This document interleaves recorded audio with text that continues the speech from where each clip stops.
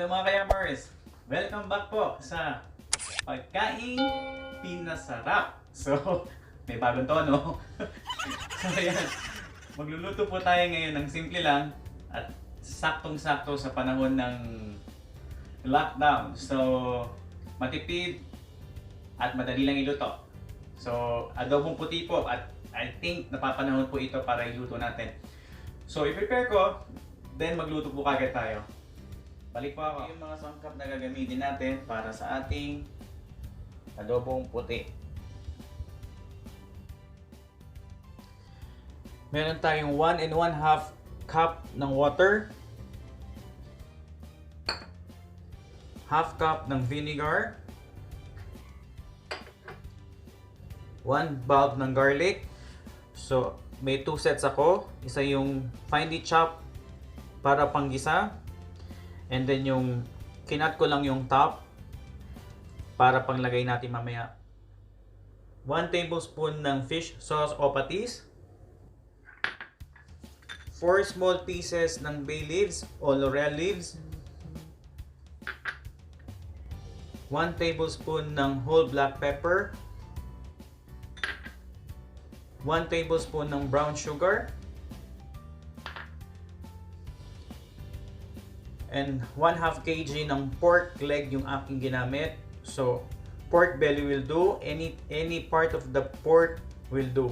So, depende po sa gusto nyo. Yung heat, lagay tayo ng konting mantika. Add natin yung garlic.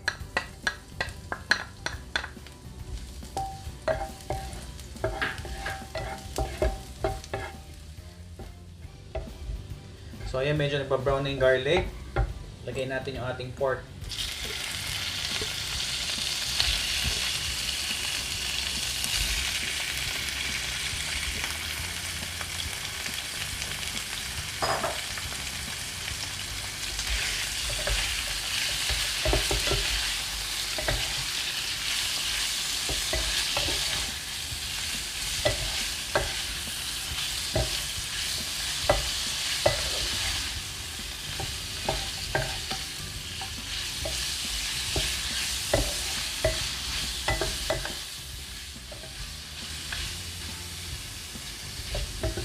So, igisa lang muna natin siya ng mga around 3 to 5 minutes bago natin ilagay yung water.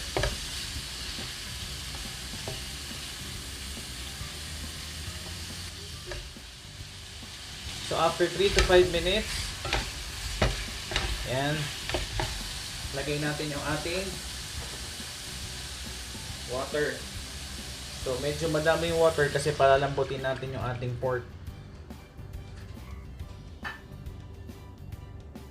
Then, lagay na natin yung ating vinegar.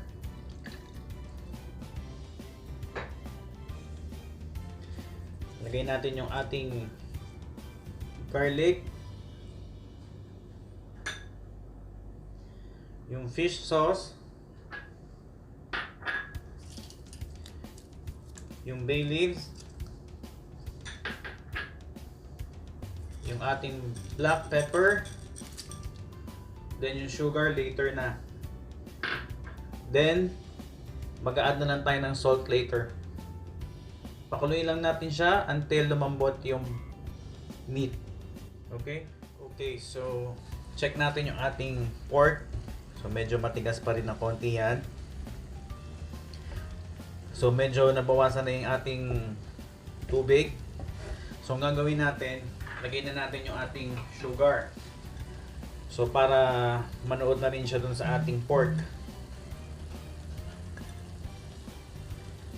Hanggang sa matuyo na lang din yan. Okay?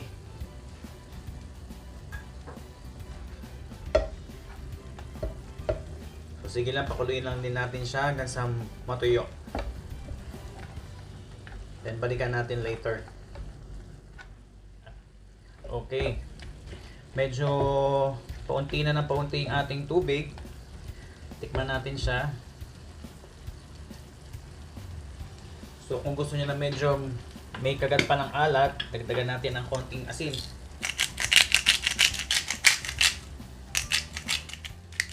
So sige lang hanggang sa matuyo yung ating sabaw at magmantika siya. Okay. Ayan na tuyo na yung ating sabaw. So haluin lang natin siya ng haluin.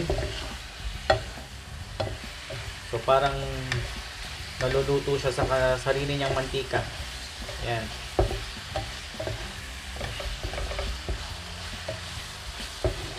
So iganyan lang natin siya ng mga around 3 to 5 minutes pa. Yan.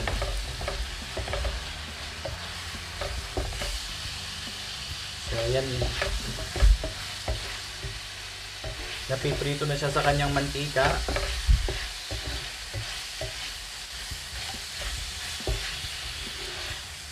Then, pwede na nating turn off yung ating kalan at isa-serve na natin siya. Okay?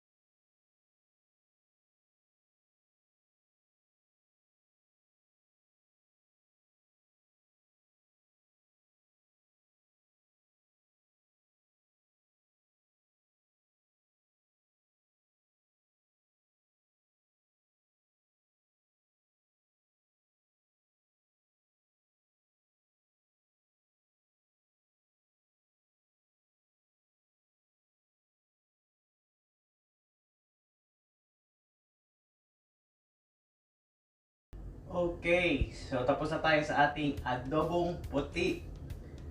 So, very easy. Walang masyadong sangkap. Masarap pa. So, tikman na natin siya.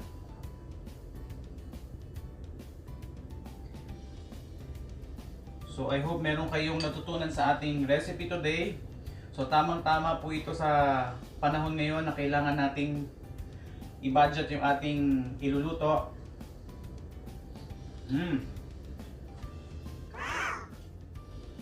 Ang sarap po.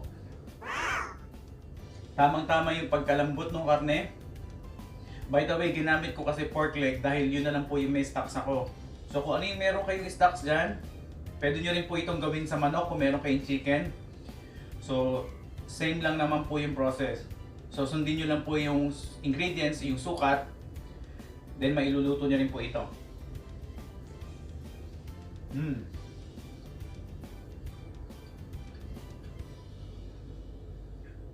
Masarap po. Try nyo to. Check na magugustuhan nyo.